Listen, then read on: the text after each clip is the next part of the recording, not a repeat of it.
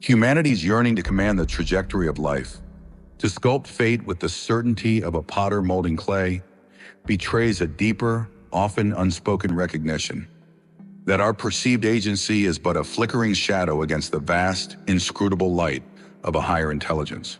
While secular philosophies probe the mechanics of determinism or the emptiness of the self, theology offers a more resonant answer to the question of what governs life's uncontrollable rhythms. God, the infinite and sovereign force whose wisdom transcends human comprehension. This divine intelligence, as revealed across sacred traditions, is not merely a passive backdrop to existence, but the active sustainer of all things. The unseen hand that authors the cosmos, animates the body, and steers the currents of destiny. Scriptures and saints alike dismantle the myth of human mastery. In the book of Proverbs it is written, "The human mind plans the way, but the Lord directs the steps." Proverbs 16:9. Here the tension between mortal ambition and divine providence is laid bare. The Islamic concept of qadar, divine decree, echoes this truth, teaching that all events, birth, death, sustenance, are preordained by Allah, whose knowledge envelops past, present, and future in a single eternal instant. Even the physiological autonomy of the body, which operates independently of conscious will, reflects this subordination to a higher order. As the Quran asserts, it is God who causes you to laugh and weep, who inflicts death and grants life. 53, 43, 44. The body's ungovernable processes, the heartbeat, the breath, the mysterious alchemy of cells, become sacramental signs of God's intimate governance, reminders that life is not self-created but sustained. This divine sovereignty transcends mere determinism. Unlike the blind will proposed by Schopenhauer, or the impersonal causality of Buddhism's pratitya samutpada, the God of Abrahamic faiths is a conscious, purposeful architect. Thomas Aquinas, synthesizing Aristotelian thought with Christian theology, argued that God's eternal law orders all creation toward its proper end, like an arrow guided unerringly to its target.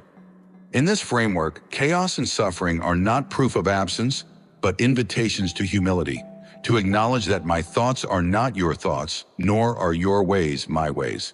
Isaiah 55:8.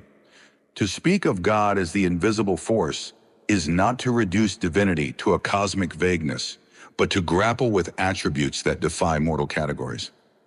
Medieval mystics like Meister Eckhart and Ibn Arabi describe God as Deus absconditus, the hidden one, whose essence remains eternally veiled, even as his effects permeate every atom of existence. This God is omnipotent. His power has no rival, no boundary.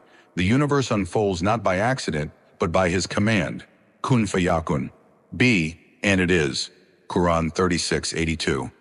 Omniscient. His knowledge is not sequential but total, encompassing all possibilities in a single timeless vision. Psalm 139:4. Before a word is on my tongue, you, Lord, know it completely, inscrutable. His purposes, though perfect, often elude human logic. Job's anguished cries, "Why do the wicked prosper?" are met not with answers, but with a whirlwind of questions. Job 38:4. Where were you when I laid the earth's foundation? Even Eastern traditions, which resist anthropomorphic depictions of the divine, hint at a transcendent intelligence. The Hindu Brahman, the formless, all-pervading reality, is described in the Upanishads as the unseen seer, the unheard hearer, the unthought thinker, a force both immanent and beyond grasp. Similarly, the Taoist Tao is called the mother of the world, an unknowable source that nourishes all things but does not claim authority over them. Lao Tzu, Tao Te Ching. Yet these conceptions lack the relational dimension of the Abrahamic God, who, in Christianity, enters history as Christ, a paradox of transcendence incarnate. To attribute life's mysteries to God is not to dissolve all questions, but to confront the limits of human reason. The medieval Jewish philosopher Maimonides cautioned that positive descriptions of God, wise, just, loving, are mere analogies, for his true nature is beyond language.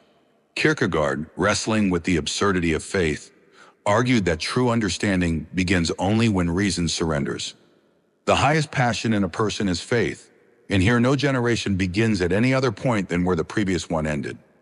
Even science in its deepest inquiries circles back to theological wonder. The fine-tuning of the universe, the precise constants enabling life, has prompted physicists like Paul Davies to concede that the laws of physics seem themselves to be the product of exceedingly ingenious design.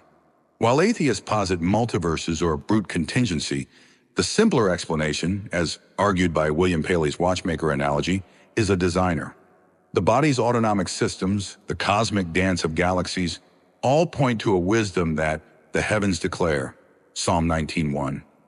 If God is the unseen force governing all things, then the human task is not to seize control, but to cultivate trust. The Stoic acceptance of fate finds its theological counterpart in Islam's tawakkul, reliance on God, or Christianity's thy will be done. Suffering, rather than a flaw in the design, becomes a mystery to be endured, a participation in the divine narrative. As Augustine confessed in his Confessions, our hearts are restless until they rest in you. This is not passivity, but liberation. To relinquish the illusion of control is to exchange anxiety for awe, to see every heartbeat and supernova as a syllable in God's eternal speech.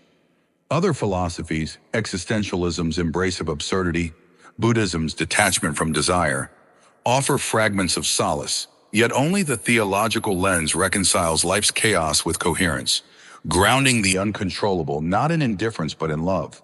For if the force behind all things is not a blind mechanism, but a creator, as Jesus taught, then even the sparrow's fall is noted, and every hair on our heads is counted.